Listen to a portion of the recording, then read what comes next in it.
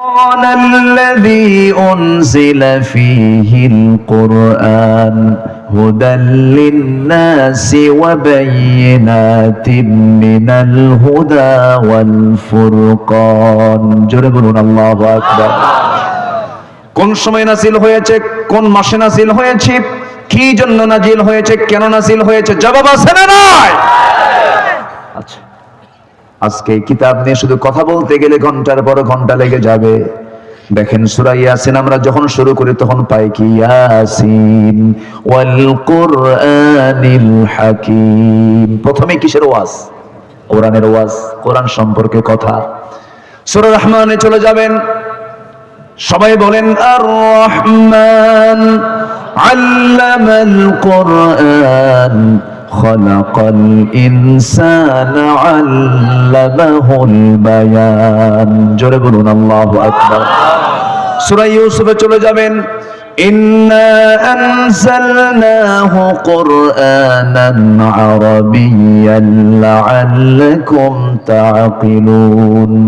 সূরা ইব্রাহিমে চলে যাবেন, আলিফ লাম রা কিতাবুন আনজালনাহু ইলাইকা লিতুখরিজান নাসা মিনায-যুলুমাতি ইলান নূর। বাকারায় চলে আসেন, আল্লাহ তাআলা এই কিতাব নিয়ে বলছেন লা রাইবা ফীহি হুদাল লিল মুত্তাকিন। জোরে বলুন আল্লাহু আকবার। এমন একটা কিতাব যার মধ্যে কোনো সন্দেহ নাই। সায়েন্স ভুল করবে, কোরআন ভুল করতে পারে? সায়েন্সের ভুল আছে না নাই? একবার কয় সূর্য ঘোরে, একবার কয় পৃথিবী ঘোরে, এখন দেখি ওদের মাথায় ঘোরে। মানুষের মাথা তো ঘুরবেই। 5 বার টয়লেট সারলেই তো হুঁশ থাকে না। হুঁশ থাকে? 5 বার টয়লেট করলেই সামনে বউ আছে না মা আছে চেনা যায় না। মাথা উল্টা পাল্টা হয়ে যায়, ব্রেন এলোমেলো হয়ে যায়। কিন্তু আল্লাহ রাব্বুল আলামিন এমন একটা গ্রন্থ দিলেন, চ্যালেঞ্জপূর্ণ গ্রন্থ, যেখানে সব জ্ঞান শেষ সেখানে কোরআনের জ্ঞানটা শুরু। পৃথিবীর সমস্ত জ্ঞান শেষ হয়ে যাবে, সেখান থেকে কোরআনের জ্ঞানটা শুরু হয়ে যাবে। অলির জ্ঞান যেখানে শেষ সেখানে নবীর জ্ঞান শুরু, নবীর জ্ঞান যেখানে শেষ সেখানে আল্লাহর জ্ঞান শুরু। পৃথিবীর সব কিতাব যেখানে শেষ সেখানে কোরআন শুরু। আল্লাহ রাব্বুল আলামিন এর মধ্যে সব তথ্য দিয়েছেন। মাস 2 আগে আমি কাতার থেকে আসতেছিলাম, কাতার সফর ছিল, কিছু মাহফিল সেখানে ছিল। সেই প্রোগ্রাম সম্পন্ন করে কাতার থেকে যখন দেশে ফিরছিলাম, দিনের বেলা দ্বিপ্রহর, সূর্য মাথার উপরে, বিমানের উইন্ডো সাইডে বসা আমি, উইন্ডো সাইডে বসে হাজার হাজার ফিট উপরে বিমানটা চলছে, হাজার হাজার কিলোমিটার গতিবেগে। যখন আমি চলছিলাম, নিচের দিকে বিশাল বড় মেঘমালার স্তর দেখতেছিলাম। এই মেঘমালাগুলো দেখে আমার কাছে মনে হলো, আল্লাহ এই বিশাল মেঘমালা তুমি কেমন করে ঝুলায় রাখছো, এর কেমন কি ওজন টোজন আছে নাকি? চিন্তা ভাবনা করতে করতে বিজ্ঞানের দিকে গেলাম, সৌরজগতের গবেষণার দিকে একটু চেষ্টা করলাম জানার জন্য। বিজ্ঞান বলতেছে কিউমুলাস নামে কিছু মেঘমালা আছে যার ওজন হলো 200 টন। কিউমুলুম্বাস নামে কিছু মেঘমালা আছে যার ওজন হলো 10 লক্ষ টন। সুবহানাল্লাহ বলবেন না?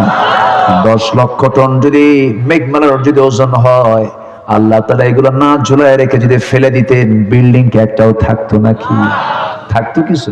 কিছুই থাকতো না। কে ঝুলায় রেখেছেন? আসতে বলবেন না, কে ঝুলায় রেখেছেন? এবার আমি চিন্তা করলাম, আল্লাহ তোমার কালামে কি এই তথ্য আছে নাকি, একটু খুঁজে দেখি তো। কোরআন ঘাটতে ঘাটতে গিয়ে দেখি সূরা রাদের 12 নম্বর আয়াতে মহান রব্বুল আলামিন বলছেন, হুয়াল্লাযী ইউরীকুমুল বারকা খাওফান ওয়া তামআন ওয়া ইউনশিস সাহাবাস সিকাল। জোরে বলুন আল্লাহু আকবার। তিনি সেই মহান রব যিনি তোমাদেরকে বিদ্যুৎ দেখান ভয়ের জন্য এবং আশার জন্য, উত্থিত করেন সেই মহাকাশে মহাশূন্যে ঘন ভারী মেঘমালা। তাহলে মেঘমালার যে ওজন আছে, ঘনত্ব আছে, বিজ্ঞান প্রমাণ করেছে না কোরআন থেকে ধার করেছে? কোরআন থেকে ধার করেছে। অতএব কোরআন যা দেবে তার মধ্যে কোনো সন্দেহ নাই। কোরআন যা বলবে সম্পূর্ণ মহাসত্য, এটা চোখ বন্ধ করে মেনে নেওয়ার মতো কোনো ভুল থাকবে না। কিন্তু দুঃখজনক হলো সত্য, আজকে কোরআন থেকে বান্দা নিতে চায় না। বান্দা নিতে চায় বান্দার তথ্য, কিন্তু আল্লাহর তথ্য বান্দা নিতে চায় না। বান্দা নেয় বান্দার আইন, কিন্তু আল্লাহর আইন বান্দার পছন্দ হয় না। আল্লাহর আইন যে বান্দার পছন্দ হয় না, সেই বান্দাটাই হলো মুনাফিক। মুনাফিক মুনাফিক, ঠিক কিনা? আমার ভাইয়েরা, একটু কান লাগান, মনোযোগ দিয়ে শোনার চেষ্টা করুন। হায়াত তো মাত্র 50, 60, 70, 80, 90, নয় 100 বছর পর্যন্ত বাঁচলাম। আজ থেকে 100 বছর আগের মানুষ এখানে কেউ আছে নাকি? সব তো চলে গেছে। আবার 100 বছর পরে আমরা কেউ থাকবো নাকি বলেন? কেউ তো আমরা থাকবো না। একটার পর একটা মানুষের জন্ম হচ্ছে, মানুষ বুড়ো হয়ে যাচ্ছে, আবার শিশু জন্ম নিচ্ছে। এই তো পৃথিবীর পরিক্রমা, সব একদিন বিদায় হয়ে যাব আমরা। কিন্তু একটা জিনিস না, আল্লাহর সামনে আমরা হাজির হব, সেটা হলো ঈমান। ঈমান, ঈমান কি নিয়ে বলেন? ঈমান। সেই ঈমানটা হতে হবে নির্ভেজাল না খাঁটি, নির্ভেজাল না খাঁটি। আমি আজকে সাবজেক্ট নিয়েই নড়বো, সাবজেক্ট নিয়ে থাকবো। জোরে বলি ইনশাআল্লাহ। যেহেতু একটা সাবজেক্ট দিছি, তো এই সাবজেক্ট নিয়ে আছে ইনশাআল্লাহ। ইনশাআল্লাহ বলেন। এবং সাবজেক্টে এসে আমি এখানে দেখছি, এর আগে দেখিও নাই, এখানেই দেখে এখানে সিদ্ধান্ত নিয়েছি, দেখি কি বলা যায়। ধরছি একটা প্রথম সূরা, বলি ইনশাআল্লাহ। এই বছর আমি এই সূরা থেকে আলোচনা করিনি, আয়াত থেকে আলোচনা করিনি। আজকেই কষ্ট পাচ্ছেন নাকি? আমি তো ভিজে গেলাম সম্পূর্ণ, বলেন তো এই ঠিক বাবার কি?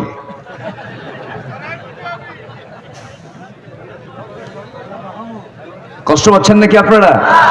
প্রচন্ড কুয়াশা, কুয়াশার পানিগুলো পড়ছে। হ্যাঁ হ্যাঁ, না একটু ওই বাঁশ দিয়ে কোনো কিছু দিয়ে একটু নড়াচড়া করে দিলে পানিটা অন্যদিকে চলে যেত। এটা আমি বলি কেমনে বলেন, এটা তাদের খেয়াল করা দরকার ছিল, তাই না? একটু খেয়াল করেন। জি ইনশাআল্লাহ। সম্মানিত ভাইয়েরা, কারো কোনো কষ্ট হচ্ছে না তো ইনশাআল্লাহ? আচ্ছা, তাহলে আমরা কোন সূরা থেকে কথা বলছি বলেন তো? আচ্ছা, বাকারা গাফিটা কি কমন প্রাণী না আনকমন প্রাণী? কমন। সূরাটাও কি কমন? আমার বন্ধুগণ, কোরআন সম্পর্কে কথা বলতে গেলে ঘন্টার পরে ঘন্টা চলে যাবে।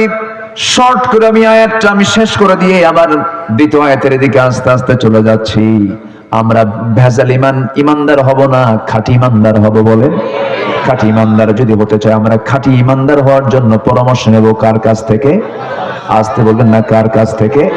আল্লাহর কাছ থেকে।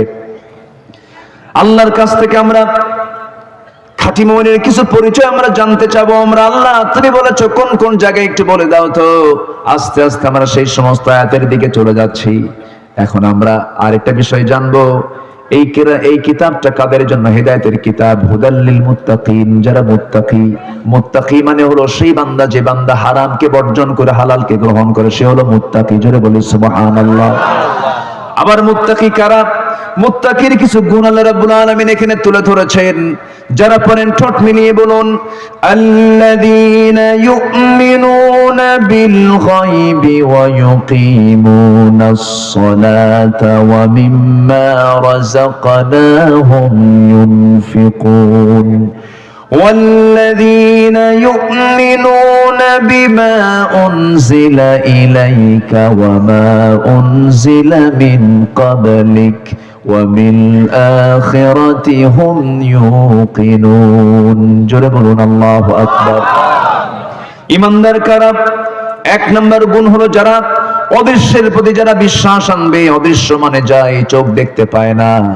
আমরা সবচেয়ে যাকে বেশি ভালোবাসি সে আল্লাহকে আমরা দেখতে পাই নাকি? আসতে বলবো না, দেখতে পাই নাকি? এখানে অদৃশ্য বলতে মূলত বোঝানো হয়েছে কাকে? আসতে বলবেন না, কাকে? আল্লাহকে আমরা বিশ্বাস করব দেখে না না দেখে? আসতে বলবেন না, দেখে না না দেখে? না দেখেই বিশ্বাস করতে হবে। এটাই হলো ঈমান। এই দুনিয়াতে আল্লাহকে আমরা দেখতে পাবো না, জান্নাতে আমরা দেখবো।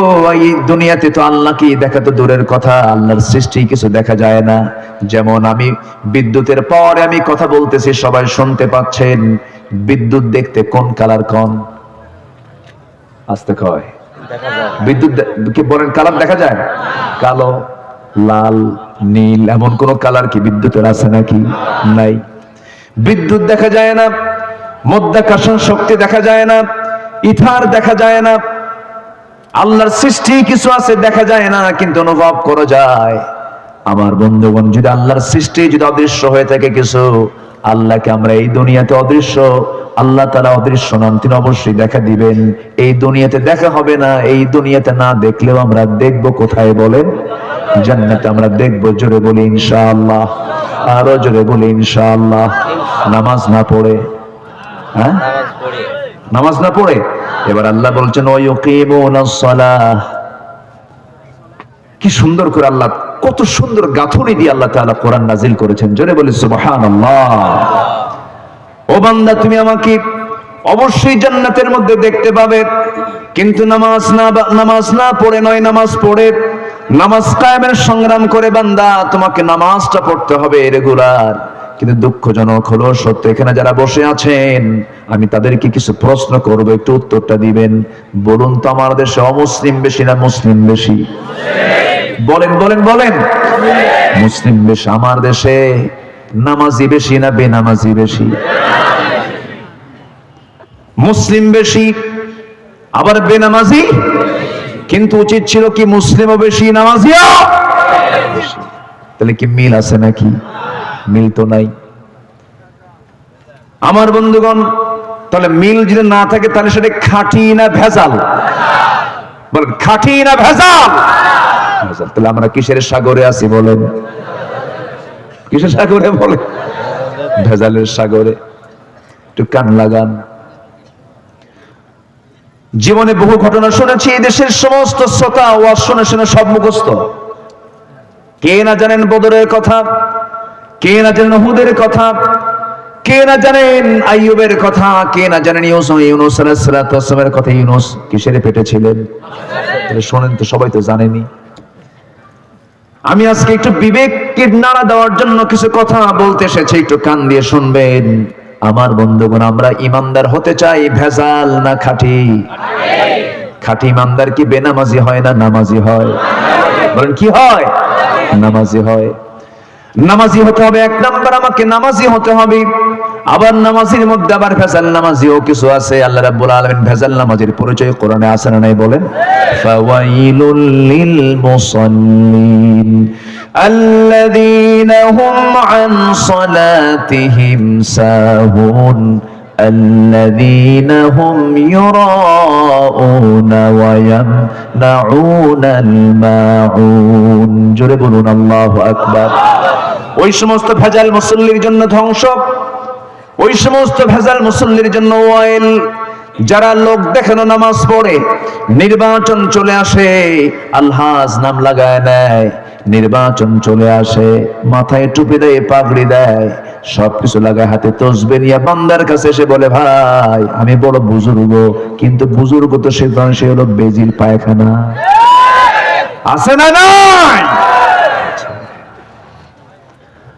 সারা সপ্তাহ নামাজ পড়ে না, মসজিদ কমিটির সভাপতি, সারা সপ্তাহ নামাজ নাই।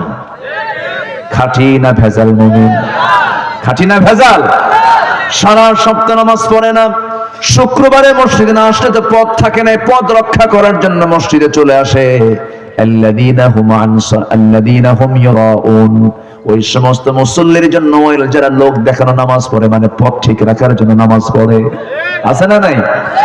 শুক্রবারে চলে আসে, বৃহস্পতিবার রাত 3টা পর্যন্ত মদ খায়। আছে না?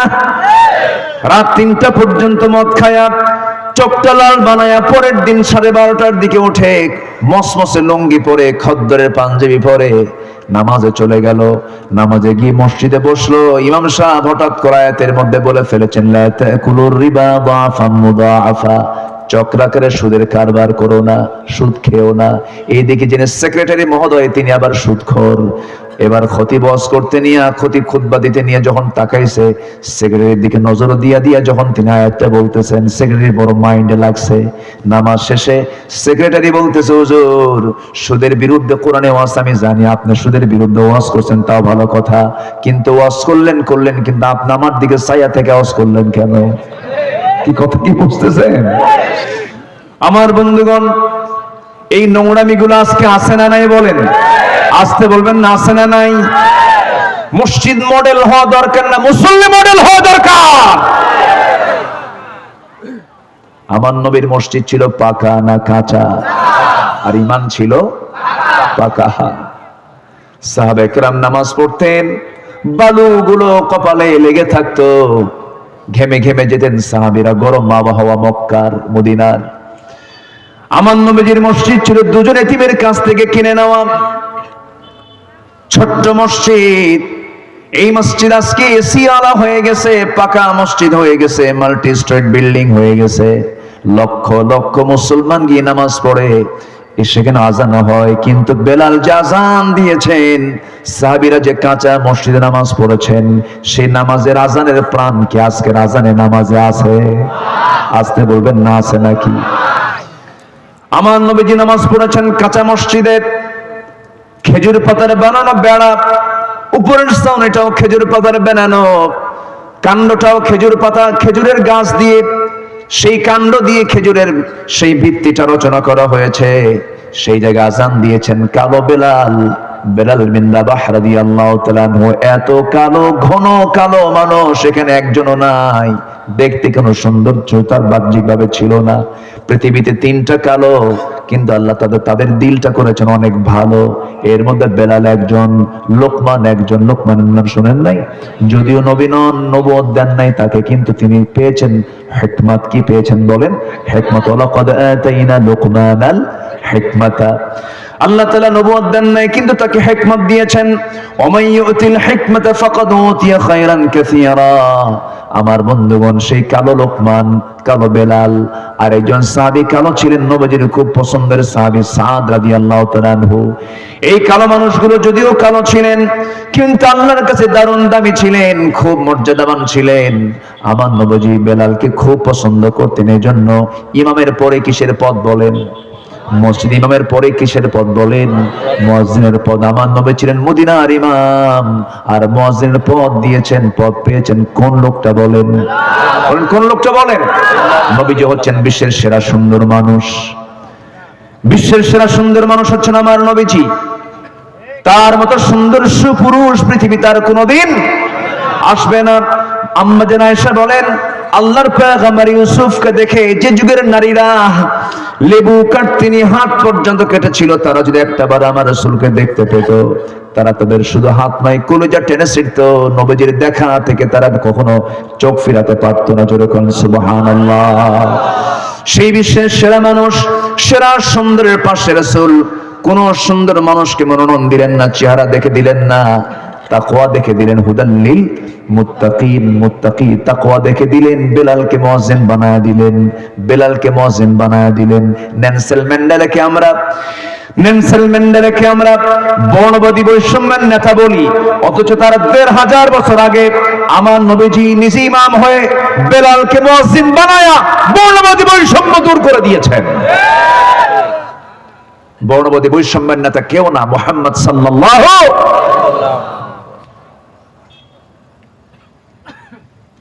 ভাষণ শোনেন বিদায় হজের, বর্ণবাদী বৈষম্য দূর করেছেন আমার নবীজি। অনেক কথা, এক রাতে সব কথা বলবো কেমনে, একটু একটু করে বলছি। সেই বেলাল আজান দিয়েছেন মসজিদে, কাঁচা মসজিদ না পাকা মসজিদ? মাইকে না খালি মুখে? খালি মুখে আজান দিয়েছেন। আহারে বেলাল, বেলালের কণ্ঠের ভিতরে তেমন সৌন্দর্য ছিল না। সেই বেলাল যখন কালিমা গ্রহণ করেছিলেন, বাপও গোলাম, ছেলেও গোলাম। মক্কার সেই উমাইয়া বেলালকে চিনতে না পেরে, বুঝতে না পেরে মারতে মারতে রক্তাক্ত করে ফেলে দিল। গত রমজান মাসে আমি গিয়েছিলাম মক্কায়। রমজানের মেবি ২৭তম রমজান, ২৬তম রমজানের দিবাগত ২৬ গত রমজান পার হয়েছে, ২৭তম রমজানের দিন আমি আমার এক বন্ধুকে নিয়ে যখন মক্কা যখন ঘুরছিলাম গাড়ি নিয়ে, এমন সময় লোকটার নাম হলো মিজান। আহারে, গত রমজানে দেখা হলো, সেই মিজান আজকে দুনিয়াতে নাই। পরে শুনলাম মিজান ভাই দুনিয়া থেকে বিদায় নিয়েছেন। সেই মিজান ভাই হঠাৎ করে আমাকে বলতেছে, ভাই এই যে একটা ফাঁকা জায়গা দেখছেন, চতুর্দিকে বিল্ডিং, মাঝখানে ফাঁকা বিশাল একটা অঞ্চল, এটা ফাঁকা পড়ে আছে, এটা রহস্য কি আপনি জানবেন নাকি? হ্যাঁ, আমাকে একটু শুনান তো, এর কারণটা কি, এখানে ফাঁকা পড়ে আছে কেন? সঙ্গে সঙ্গে বলতেছে, এটা বাত্তা কুরাইশ। এই জায়গায় প্রত্যেকটা দিন বেলালের মনি উমাইয়া বেলালকে নিয়ে আসতো, দড়ি দিয়ে গলা বেঁধে বেঁধে নিয়ে আসতো। গলায় দড়ি বেঁধে নিয়ে আসতো, চিৎ করে শুয়ে রাখতো, বুকুর উপরে পাথর চাপা দিত, সেন্সলেস হয়ে বেলাল পড়ে থাকতেন ঘন্টার পরে ঘন্টা। মুখ থেকে শুধু আল্লাহর নাম বের হতো, আল্লাহ আহাদ, আল্লাহুস সামাদ, লাম ইয়ালিদ ওয়া লাম ইউলাদ ওয়া লাম ইয়াকুল লাহু কুফুয়ান আহাদ। বারবার তার মুখ থেকে এগুলো কথা বের হতো। উমাইয়া সহ্য করতে না পেরে বুকের উপরে চড়ে রাগের মাথায় মুখের মধ্যে নখ ঢুকায়া দিয়া টান মেরে মুখ থেকে জিহ্বা বের করে জিহ্বার ভিতরে বাবলা গাছের কাঁটা ঢুকায়া দিয়েছে, ফিনকি দিয়ে রক্ত বের হয়ে গেছে। বলা হচ্ছে, বেলাল, তোর আল্লাহর নাম বন্ধ করার জন্য জিহ্বা বন্ধ করে দিয়েছি। বেলাল বলছেন, ও আমার মনিব উমাইয়া, আমার জিহ্বা বন্ধ করলে কি হবে? ইশারা করে বলছেন, আমার দিলের মধ্যে আমি আমার আল্লাহর নামটা অঙ্কন করে নিয়েছি। সেই সাইয়েদনা বেলালের আওয়াজটা স্পষ্ট ছিল না। সেই বেলাল যখন আজান দিতেন, তার আজান শুনে আমার নবীজি নামাজের দিকে আসতেন। যখন বেলাল আজান দিতেন, যখন বলতেন আশহাদু আন্না মুহাম্মাদার রাসূলুল্লাহ, সেই সময় হাতটা একটা আস্তে করে মাথা থেকে বের করে নিয়া নবীর চেহারার দিকে তাকায় তাকায় নখটা উঁচু করে দেখায় দেখায় বলতেন আশহাদু আন্না মুহাম্মাদার রাসূলুল্লাহ, আশহাদু আন্না মুহাম্মাদার রাসূলুল্লাহ বলে রাসূলকে সম্বোধন করতেন। এই জন্য বর্ণনায় পাওয়া যায়, সিরাত গ্রন্থে পাওয়া যায়, বেলাল সেই দিন আজান দেওয়া বন্ধ করেছেন যেদিন নবীজি দুনিয়া থেকে বিদায় নিয়েছেন। যেদিন নবীজির বিদায় হয়ে গেল, বাকি জীবনে বেলালকে দিয়ে মদিনার মসজিদে পৃথিবীতে আর কোন সাহাবী তাকে আজান দেওয়াতে পারে নাই। যখন বলা হতো, বেলাল আজান দাও না কেন, বেলাল কি হয়েছে তোমার? তিনি বলতেন, সারা জীবন আজান দিয়েছে রাসূলকে দেখে দেখে, আজকে রাসূলকে সামনে পাবো না, রাসূলকে দেখতে পাবো না, রাসূল শূন্য দুনিয়ার মসজিদে আমি আর কোনোদিন আজান দেব না রে। আল্লাহু আকবার বলে। আমার ভাইয়েরা, সেই সময় মসজিদ কাঁচা ছিল, ইমানটা পাকা ছিল, নামাজটা পাকা ছিল। এই জন্য আমাদের নামাজ পাকা করার দরকার আছে না নাই? ইমান খাঁটি করার দরকার আছে না নাই? 5 ওয়াক্ত নামাজ পড়বেন কারা? একটু হাত তুলে দেখান, জোরে বলি ইয়া আল্লাহ, ইয়া আল্লাহ, ইয়া রহমান। আমাদেরকে 5 ওয়াক্ত সালাত আদায় করার তৌফিক তুমি আল্লাহ দিয়া দাও। জোরে বলি আমিন, আরো জোরে আমিন, আরো জোরে আমিন। কষ্ট পেলেন? কষ্ট পেলেন? নামাজি ইমানদার হব আমরা, জোরে বলি ইনশাআল্লাহ। কি ইমানদার হব বলেন? নামাজি ইমানদার। আমার দেশে বহু দরবার আছে, যে দরবারের মুরিদ হলে নামাজ লাগে না। যে দরবারের মুরিদ হলে কি লাগে না? নামাজ লাগে না। কিছু কিছু দরবার আছে, যে দরবারে গেলে নামাজ লাগে না, সেই দরবার হলো শয়তানদের দরবার। ওগুলোতে যাওয়া যাবে না। কি সমস্যা? বাঁশ নিয়ে আসছে, কি করবে?